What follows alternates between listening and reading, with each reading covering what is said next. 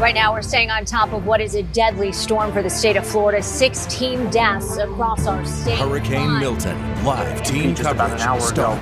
He's telling us that 2.4 million Floridians are still without power this afternoon. near a river. Water They're rescues not near a lake. Rescue and recovery mission. Hurricane Milton. Now residents are saying this has never happened issue in before. neighborhoods across the Bay Area. More than a week after Hurricane Milton made landfall, covers many streets and yards, and in some cases has been talking is still about getting that into area people's behind you homes. and why in the world it flooded. What do we know happened? Want to know if this could have been prevented.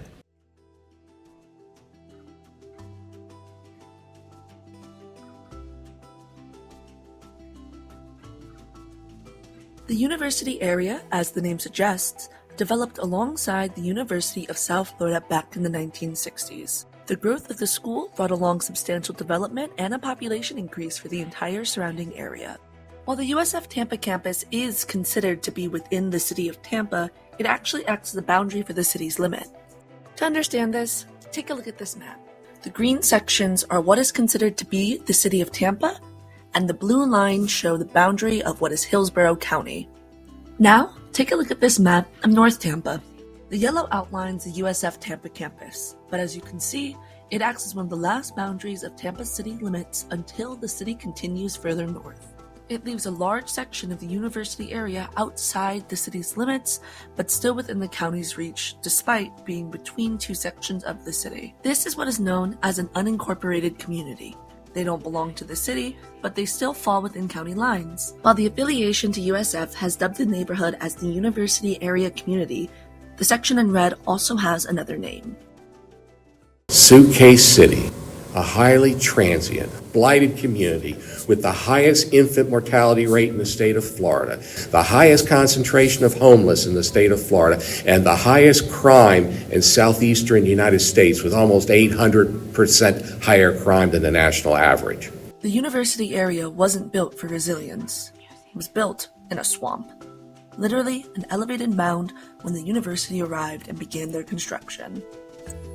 Just remember that the university and the university area was farmland, and it was a lot of swamp, and that when the university was built, they did a lot of dredging, and they built this big old mound, and that caused a lot of displacement of water, and water will run to the lowest point.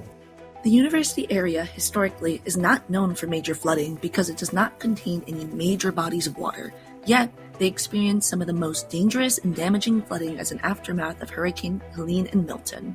These hurricanes brought more than floodwaters. They exposed cracks in a system designed to protect their people, but not equally. We can't just keep getting hit by things less than Milton and having flooding. I think that's number one. I mean, that's a safety issue, right? And it's just a livability issue. The university area in the past, why didn't it get county attention? Is because it was transient. They were not contributors to political campaigns. So the politicians spent their time and resources in the neighborhoods that they needed to get elected. Nobody needed the university area to get elected. Now that we've covered the role politics can play in stormwater management, we investigate what can be done and who can help resolve the present issues.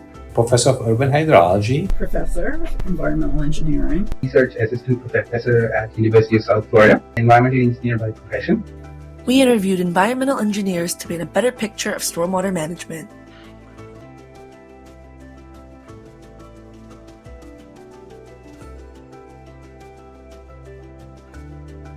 This is Aarans Pond, one of the many stormwater ponds in the university area. Now, what exactly is a stormwater pond? A stormwater pond is generally thought of to be an artificially created body of water, built with the purpose of reducing the effects of flooding and excessive stormwater. So the way we do it here is we capture to put it in the pond, essentially to wash off all the runoff from the urban surface that we created. And then we hope that these ponds will attenuate the flow downstream so it doesn't flow rapidly, flood the area downstream, and provide some treatment. While all stormwater ponds share the main goal of managing stormwater to prevent flooding, many stark differences can be seen between ponds that contributes to further inequalities for places like the university area. If you live in Tampa, you probably notice when you go to some areas how the ponds add value to the community. If you have a house on a lake, the land value goes up. They charge you a premium, and that will add value. The waterfront and the pond is an amenity adding value to the community. On the other hand, some of the ponds you see in other areas, they are ISO. And the way the main difference you see, the fence around the pond, because it becomes a hazard. And one reason it's a hazard because the way it's constructed, the side slope are steep. The condition of the pond has a lot of power in determining if it adds value or takes it away from the community. Ponds that are unsafe and poorly maintained have gained a name by professionals who work with them. The name zombie ponds on this project coming, If you go to some affluent community, the ponds are designed differently. It comes from some of the ponds designed historically in certain areas, really just hoping for functionality. They are not well integrated in the community. They don't add value, for example. While some of the engineers gain insight through their work at the university, some also have personal experiences with the zombie ponds in their own lives. I live in East Tampa. Many of the stormwater ponds in my neighborhood are just, what we've been calling zombie ponds, surrounded by chain link fences. They're full of trash. They don't provide any green space to the community. On the other hand, in my particular small neighborhood within East Tampa, we have a really nice little lake. People sit there and look out on the water and engage with their neighbors, and it's a real focal point in the community. So I know how important a body of water can be to a neighborhood, and I see if you go to more affluent communities that these stormwater ponds are playing that role in the community. But when you look at many of the economically challenged and underrepresented minority neighborhoods in Tampa, it's just really striking how these stormwater ponds are just full of trash. They have steep side slopes, so they have to be fenced. The city just put them in order to alleviate flooding and never thought about the human component. So it seems like we have an opportunity here. It's clear that the lack of maintenance has an impact on the social well-being of a community. However, there are other concerns like the lack of proper filtration and the presence of pollutants that also plagues the university area stormwater ponds. We asked our engineers their main concerns with Aarans Pond. There will be some challenges because the way it's designed is not designed to have any function beyond just storing water, storing polluted water, unfortunately. According to the EPA's definition, stormwater ponds also include some sort of filtration system, whether it's natural or artificial, to deal with pollutants. However, this aspect can fall through the cracks and create major concerns for the health and well-being of a pond and the community. One of the limitations, we have algae blooms. Usually you wash out the pollutants, and the pollutant of higher concern is nutrients, and all of these, they get washed off and go into the pond, so the water quality degrades. Although we typically think of nutrients as a positive thing, an excess amount of them in stormwater ponds creates an excess amount of algae, known as algae blooms. These can have cascading negative impacts on the water and the life within the ponds. Big sources of nutrients, and they stimulate the growth of algae. The algae block the sunlight and cause the death of the seagrass. The seagrass feed all of the organisms. So it's a really big issue, and it's a very, very difficult issue to control. This is another reason for how these ponds gained the title of zombie ponds. The growth of the algae blooms plays a large role in killing many of the essential living organisms under the water. This is further complicated by all the different possible sources of nutrients from the environment. These chemicals of emerging concerns, like pharmaceutical products, we add herbicides, fungicides to our lawns, then antimicrobials. They also come washed with the stormwater. They become runoff. They, after a big rain event, guess where it ends up? In a stormwater pond. Because of how difficult it can be to pinpoint and control the sources of excess nutrients, engineers have put their focus on how to utilize natural and healthy ways to filter the ponds. We need more engineering practices where we can actually help and assist these ponds to remove more nutrients so that it doesn't end up in the Gulf of Mexico. Through the collaboration of different departments, USF has been able to secure a grant to create technology to help heal the zombie ponds.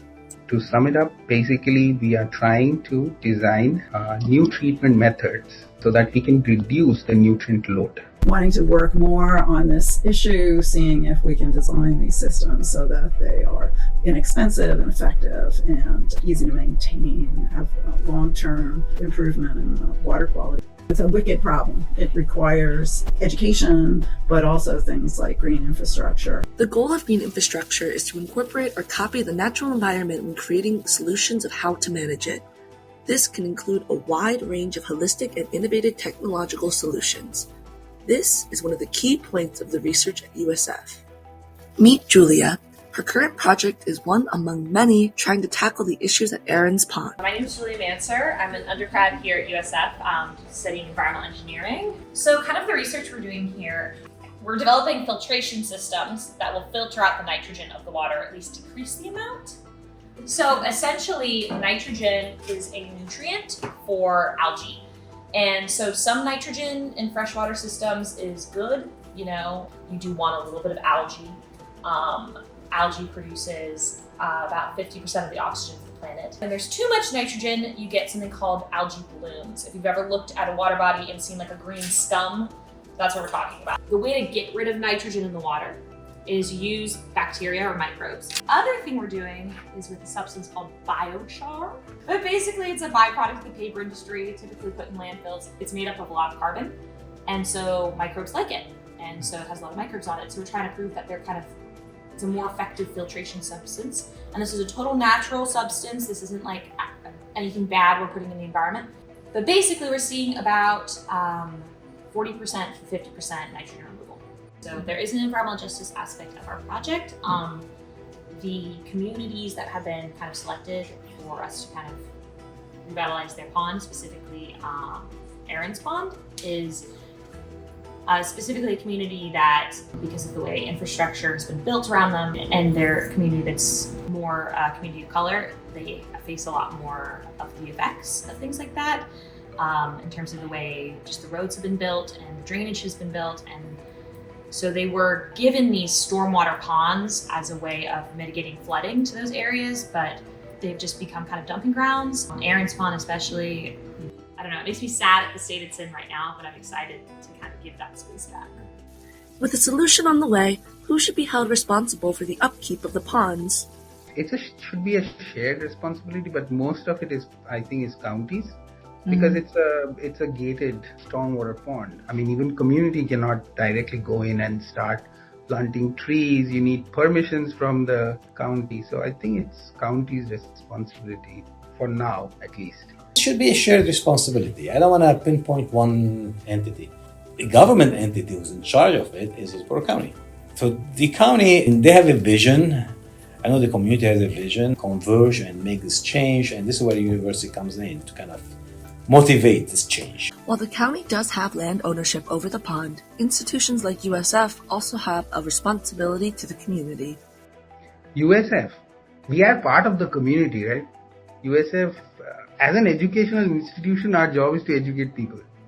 And we are educating the community members that you can actually get it done. So we are doing an outreach. It's part of the university's mission. At its core, it requires the collaboration of institutions like USF, the County of Hillsborough, and the local community to invoke positive, lasting change. Engineering is capable of not only healing the environment, but also healing the community it belongs to. And then there's this other wonderful aspect, is that there's a potential to really engage the community and make people's lives better. So we're trying to clean up that pond, but also give that space back to the community. Doing research is one thing, but if you don't do outreach, then the impact of our research is not enough. Research will always get done, but you need to also do outreach.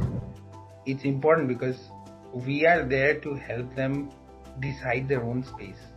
Their voices needs to be heard. Engineering can be justice, but only when it listens.